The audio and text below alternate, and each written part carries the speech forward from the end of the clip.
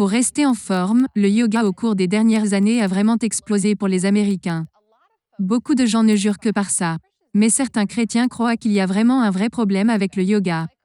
Mike Galanos, tu es ici avec nous aujourd'hui avec des sujets d'actualité traitant des valeurs morales, de la foi. J'aime le yoga, et quand tu m'en as parlé pour la première fois, nous étions assis dans notre bureau. Et j'ai dit est-ce que tu plaisantes? Laisse-moi te poser cette question, lorsque tu pratiques le yoga, ressens-tu si cette spiritualité compromet ta foi? Non, pour moi c'est relaxant. Ça me détend. Maintenant pour certaines personnes peut-être que ce serait la relaxation sous forme de spiritualité. Mais pour moi c'est en quelque sorte, oh je me vide la tête, ça me donne une pause. Ok, et tu entends beaucoup cela. Tu lis beaucoup de cela sur Internet. Moi personnellement je ne l'ai pas fait. Je travaille peut-être que je fais quelques boucles et je sors d'un bourrage. Alors je viens avec un esprit purement curieux. Qu'est-ce que nous avons ici? Bien allons découvrir cela. L'ICA a mentionné que 17 millions de personnes pratiquent le yoga, mais encore une fois, Eric Hall a mentionné, certains chrétiens en particulier disent qu'un chrétien ne devrait pas pratiquer le yoga. Le pasteur John MacArthur, il est pasteur de Grace Community Church et également animateur de l'émission de radio Grace to You. Il nous rejoint maintenant en bout de ligne. Vous dites que fondamentalement vous ne pouvez pas obtenir les avantages physiques du yoga sans incorporer ses racines spirituelles. Également nous rejoint pasteur Doug Padgett qui est complètement en désaccord. Il dit que c'est ok de faire du yoga. Le pasteur Doug Padgett, son église à Minneapolis propose en fait des cours de yoga. Mais commençons par vous, John MacArthur. Disons que je décide d'essayer le yoga. Aller au gymnase local, avoir un aperçu, à quoi je m'ouvre spirituellement, qui pourrait aller à l'encontre de ma foi chrétienne? Eh bien, cela dépendra de la façon dont le yoga est conduit. Si c'est juste de l'exercice, et que vous êtes un chrétien mature, cela n'aura probablement aucun impact sur votre foi. Mais vu dans l'ensemble, pourquoi les chrétiens voudraient-ils emprunter des exercices d'une fausse religion? Le panthéisme, Dieu est dans tout. Tout est Dieu. Quand nous croyons qu'il n'y a qu'un seul vrai Dieu, Dieu, Père de notre Seigneur Jésus-Christ, pourquoi aurions-nous besoin d'importer cela? Si vous voulez faire des exercices, faites-le.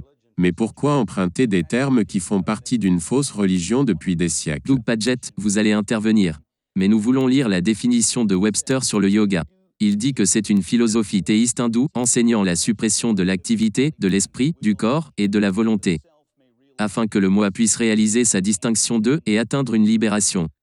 C'est assez difficile à déchiffrer. Mais sur un front spirituel, pour un chrétien, cela ne ressemble pas à une chose centrée sur la foi pour moi. Au regard de cette définition, pouvez-vous nous aider? Eh bien, pour les gens qui pratiquent le yoga, ce qu'ils essaient normalement de faire, c'est de trouver une vie entière complète et guérie. Donc quand les gens participent au yoga, la plupart ne se préoccupent guère d'un agenda caché. Ce qu'ils essaient de faire, c'est d'utiliser toutes les pratiques qu'ils peuvent trouver qui les aideraient à avoir une vie complète.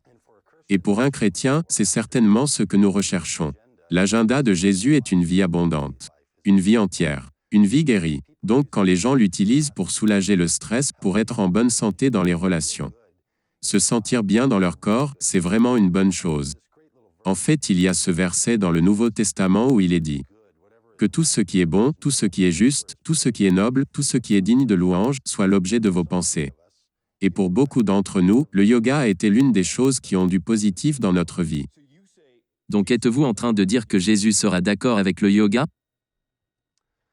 Me demandez-vous si Jésus serait d'accord avec le yoga? Oui. Je ne suis pas exactement sûr comment répondre à une telle question.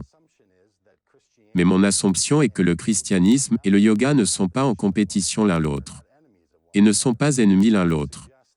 Donc de suggérer que je pourrais parler clairement pour tous ceux que Jésus aurait été d'accord. Si Jésus était en contact avec le yoga quand il était vivant.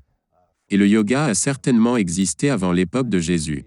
Je ne pense pas que Jésus ait jamais dénoncé le yoga et dit de ne pas pratiquer le yoga. Mais ce genre de question que vous posez à quelqu'un si Jésus serait d'accord avec ça, je ne le ferai pas. C'est le genre de question qui demande si Jésus serait d'accord que les pasteurs portent des costumes. Est-ce que Jésus serait d'accord? Revenons au yoga. Revenons au yoga très rapidement. Lorsque vous faites les postures, et encore une fois je n'ai pas fait de yoga, mais vous faites les postures. Et l'une des préoccupations est que c'est des offrandes à certains de ces millions de dieux hindous. Ils font partie de vous et les esprits qui ont tout peaufiné. Par cela vous n'êtes pas dérangé? Vous pratiquez le yoga vous-même. Comment faites-vous? Oui, je dois confesser que je ne suis pas très bon en yoga. C'est vraiment difficile de maintenir ces postures, de maintenir ces positions. Et je vais vous dire que d'après ma propre expérience et les nombreuses personnes que je connais qui participent au yoga, aucune d'entre elles ne s'est jamais trouvée ouverte à quelque chose de négatif ou de démoniaque ou de mal.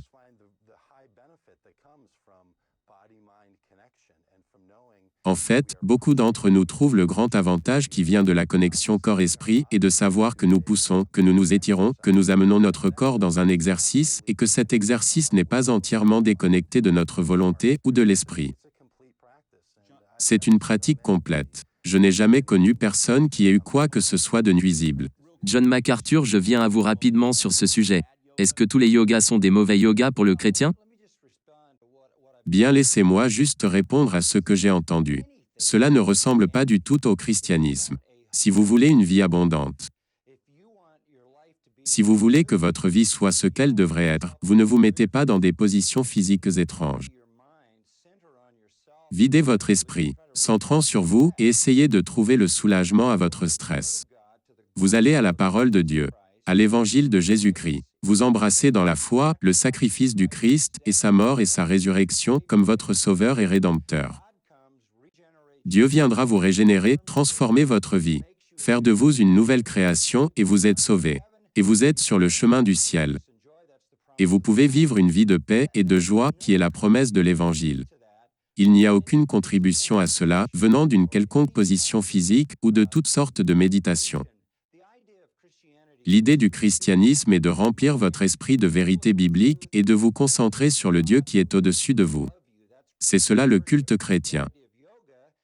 L'idée du yoga est de remplir votre esprit avec rien, sinon de vous concentrer sur vous-même et d'essayer de trouver le Dieu qui est en vous.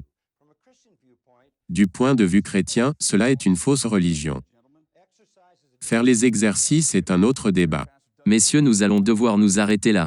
Pasteur Doug Paget et Pasteur John MacArthur, nous apprécions votre temps à vous deux. Merci beaucoup.